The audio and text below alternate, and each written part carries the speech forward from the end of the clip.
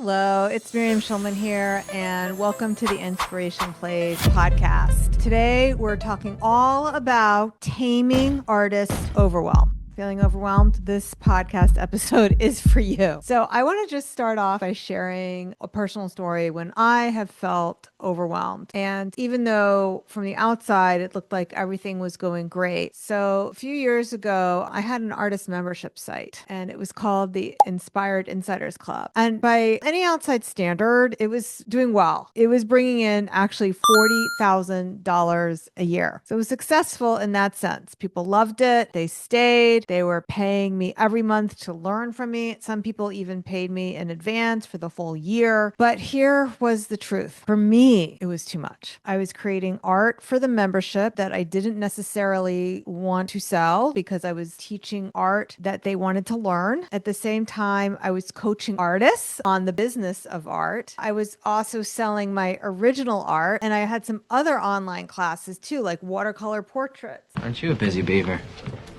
So that meant I really had three businesses. I had my online class business and a membership. I had artist coaching program. That was business number 2. And I was a fine artist. That was business number 3. 3 businesses. Producing art for the membership, managing the coaching, marketing my personal artwork. And as you can imagine, I was exhausted. I bet you are. I felt pulled in too many directions and like I was just on this hamster wheel. It was really, really tough. And so I made the difficult decision to close my Inspired Insiders Club, even though that was giving up $40,000, because I knew that I could make that money back doing the other work. So pumpkin planning my business, letting go of the things that drained me the most and focusing on what lit me up the most. Now, here's what I've noticed, not just with myself, but with other artists, is that if you want to get to the top of a mountain, you have to pick your mountain. Eeny, meeny, miny, moe.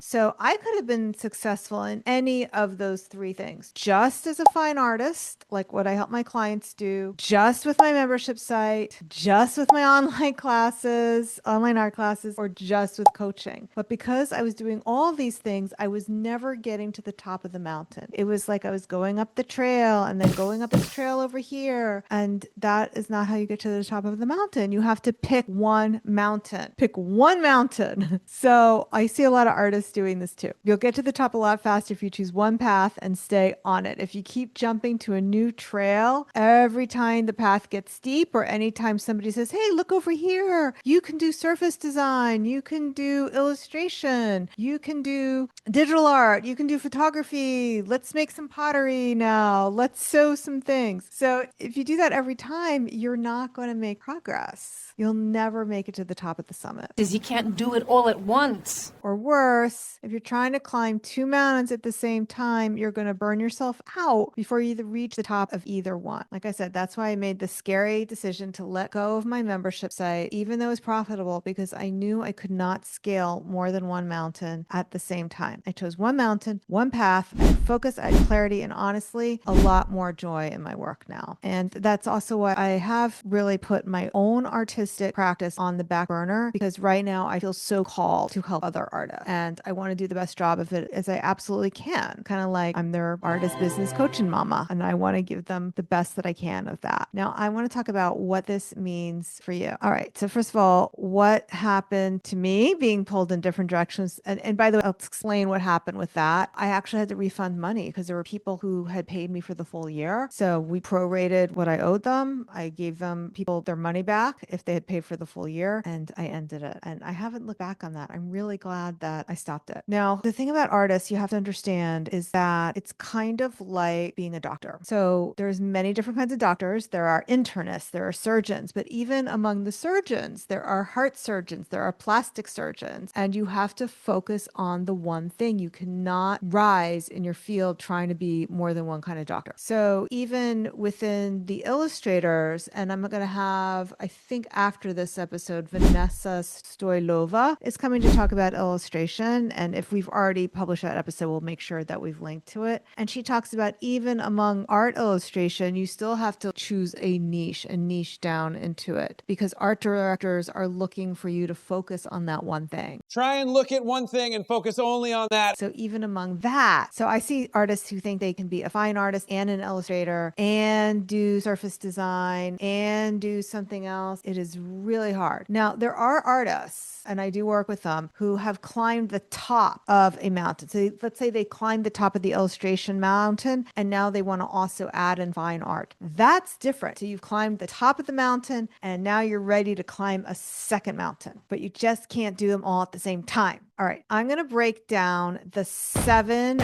reasons why most artists are suffering with overwhelm, so you can see if you are one of these are to blame for your problems. Number 1, too many conflicting streams of income. A lot of artists are trying to sell original art, take commissions, run a membership site, teach classes, teach online classes, sell print, and I don't know, maybe you're even juggling an Etsy or a Spoonflower shop or whatever. It's a little too much to handle. And each one of those has an audience, a pricing strategy, marketing task. And again, it's like trying to climb several mountains at the same time. You'll burn out before you reach any of them.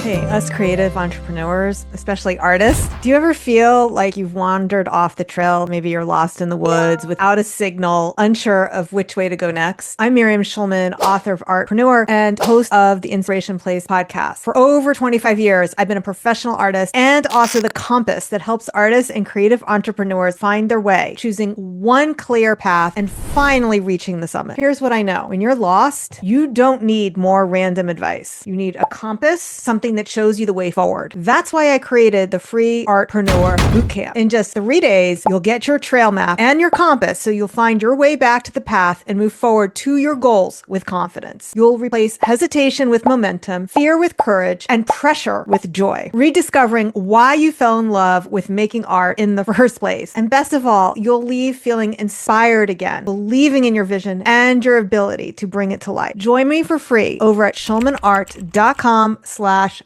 Your trail map, your compass, and your path to the summit. Number 2, conflicting, confusing advice. Now, this is when you are listening to a lot of podcasts, and thank you for listening to mine, but maybe you hear one and they say, be on Instagram, be on Pinterest, TikTok. Oh, now try YouTube. Also email, do art fairs, do LinkedIn. And every expert swears their way is the only way, and it's the secret. You know, everybody thinks their way is the only way. And that can leave artists spinning, asking, am I even doing the right thing? And then trying to do all these different things. So the first thing is about picking one income stream. The second thing is not to have too many marketing channels. So I only use my podcast and YouTube and kind of Instagram. When I was a fine artist and focused almost exclusively on that, I did not have a podcast. I did not have a YouTube channel, and social media was just in its infancy. So really, you can thrive as an artist without using any of these social media platforms. None of them. The one thing, though, that you'll hear me talk about over and over again is email marketing. The other thing you'll hear me talking about is physical mail. Those things have always worked, and they still work. They're like cockroaches. Very hard to kill, very hard to get rid of, still around, still working. I talk more about that inside my upcoming boot camp. If you haven't signed up for that, you want to make sure you do. schulmanart.com/bootcamp. Okay. Reason number 3, why you're overwhelmed. You believe low-priced art is easier to sell. But here's the thing. Low-priced work requires a lot of volume in order to sell enough to make a living. A lot of artists do this. They underprice their art and they focus on things, thinking cheaper sells faster or it's easier to store. But the result is you have to make and market way more pieces just to hit your income goal. And by the way, collectors don't even want small pieces. They want big pieces that will make a big impact. And you want to be in the business of selling art, not storing art. So make big pieces. That doesn't matter if you're in sculpture or in painting or photography. Bigger is easier to sell. It's a little counterintuitive, but it works. You've heard me perhaps talk about furniture analogies. It's much easier to sell a sofa, even though it's $5,000, $10,000, than it is to sell an end table. People want things that make a big impact. Of course they do. Okay, number 4, reason why you're overwhelmed. Treating social media like a sales catalog. Creating captions every day for sale, DM me, but not actually building relationships or growing your email list. That hamster wheel of content creation is going to eat up a lot of energy with very little to show for it. The artists I coach are making their sales by sending out emails. Yeah, you can make some sales on Instagram, but it's going to overwhelm you and exhaust you a lot faster. Reason number 5, you're overwhelmed. Avoiding the scary stuff by doing fake work. Okay, what is fake work? You know what I mean. Organizing your studio, tweaking your website fonts, binge watching other artists on Instagram, because it feels safer than raising your prices or actually reaching out to collectors. I am guilty of all these things. Now, it may feel like work, doesn't move the needle. And I would even say that people in my program sometimes procrastinate by watching too many training videos. So I tell them you only need to watch one training video a week. It's much more important to put what you learned into action than watching more training videos. Okay, number 6, belief that there's a right way to start. This trips up so many artists. They think there's only one magic formula, one perfect step-by-step roadmap, and if they don't know it, they should not even start. What should I do next? And that belief keeps them researching, taking courses, consuming content instead of actually doing the thing. I call it procrastinating. And the problem with procrastinating is that you reach the point where you find one way to do it, but you then research and then you get conflicting advice. And now you don't know what to do at all. What? This is getting confusing. So I like to think of it as it's better to just try something even if you're wrong, because you'll learn faster. It's kind of like when I live here in New York City, and sometimes when I'm going to a new place in the city and I emerge out of the subway, I don't really know which direction to go, and I may not be sure who to ask. And I will find out if I'm going in the wrong direction a lot faster if I just start walking. We've all had that experience, right? If you use GPS on your phone, am I walking in the right direction? Oh, no. Okay, let me turn around and go the other way. So it's not a waste of time to go 10 steps in the wrong direction. What's a waste of time is standing in one place spinning. You're wasting your time. So you want to put one foot in front of the other, not marching in place, but one foot in front of the other, making forward progress. Hey creatives, what if your art isn't just something you make, but part of something bigger? Because here's the truth. Your creativity is sacred. It's how you express your soul and serve others. But when fear, rejection, or confusion creep in, it's easy to lose sight of why you started creating in the first place. That's why I created the free Artpreneur Bootcamp to help you overcome fear, build resilience, and learn practical business skills without losing that spiritual connection that fuels your art. I'm Miriam Schulman. I'm author of the book Artpreneur, and I'm host of the Inspiration Place podcast. For over 25 years, I've helped artists just like you connect their creativity to their life's purpose and build thriving art businesses around it. So join me for free at schulmanart.com/bootcamp. It's time to honor your calling, share your gifts, and grow the art business you were meant to have. That's schulmanart.com/bootcamp. Okay. And finally, our last reason number 7, is not knowing what to prioritize.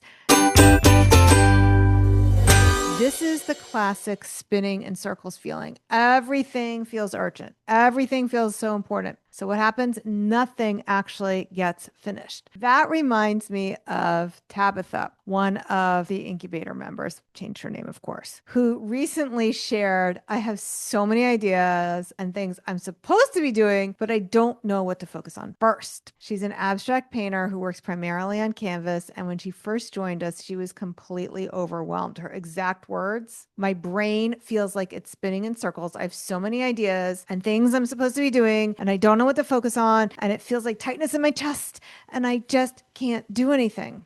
And hey, Tabitha and anyone else who feels that way, I see you and I hear you. And she's not lazy. None of you are lazy. But juggling things is hard. Her days were packed, but not productive. She jumped from starting new paintings to tweaking her website to answering random Instagram DMs, scrambling to post something every day because she thought she had to keep up. Yet, despite all that effort, she admitted she had nothing to show for it. I feel like a failure. I feel like a coolie. And she wasn't selling at the level she wanted because why? Most of her pieces were under $100 because she believed it would sell faster. But $100 each? If you want to make $50,000 a year, that's a lot of paintings. That's a lot of paintings you have to sell. So that belief that kept her churning out small, low-priced art that barely covered her supplies. And on top of that, she'd spend hours researching what other artists were doing on Instagram or maybe rearranging her studio. This is the classic busy work because in her words, everything feels equally urgent. Then I just freeze and I don't finish anything.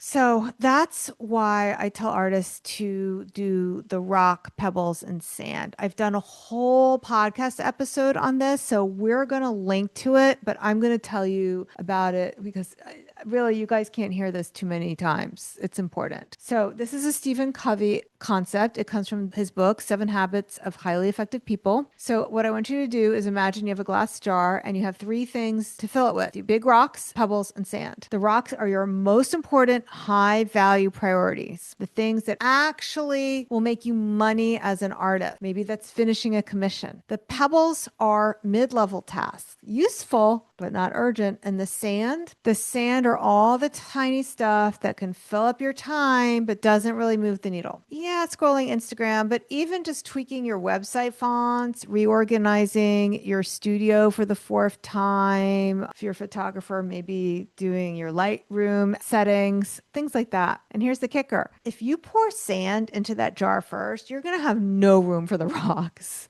If you put in all your pebbles first, you're still going to have no rooms for your rocks. Put the big rocks in first, then fill the space with pebbles, and finally you can fill the rest with sand. That's all those low-stake activities that feel like work but don't actually create sales or momentum. Now, when Tabitha realized that her jar was mostly sand, things that kept her busy but not productive, she committed to choosing 1 rock every day. And that one decision alone was enough to lift the overwhelm she had been carrying for months. She realized her problem wasn't actually a lack of time, it was a lack of focus. So she made one decision. Instead of scattering her energy across dozens of tiny tasks, she'd focus on 1 rock, finishing a larger painting for a collector who had already expressed interest in it, and setting aside time to email her existing contacts rather than posting or commenting on social media. So by the end of that session, she said, just by choosing that one priority feels like a weight was lifted off my shoulders. And that's what happens when artists stop spinning and get clarity. Mental focus, clarity. You move from scattered and exhausted to focused and productive. All right, my friends. So let me close on this. You're not lazy. You're not broken. You just need clarity and focus. And that's exactly what you'll get inside my Artpreneur Bootcamp. We'll do it over 3 days. It's not all day. In an hour a day, you're going to get exactly what you needed: clarity, focus, and commitment. Come join me, schulmanart.com/bootcamp. All right, my friend, I hope you enjoyed today's episode. I'll see you the same time, same place next week.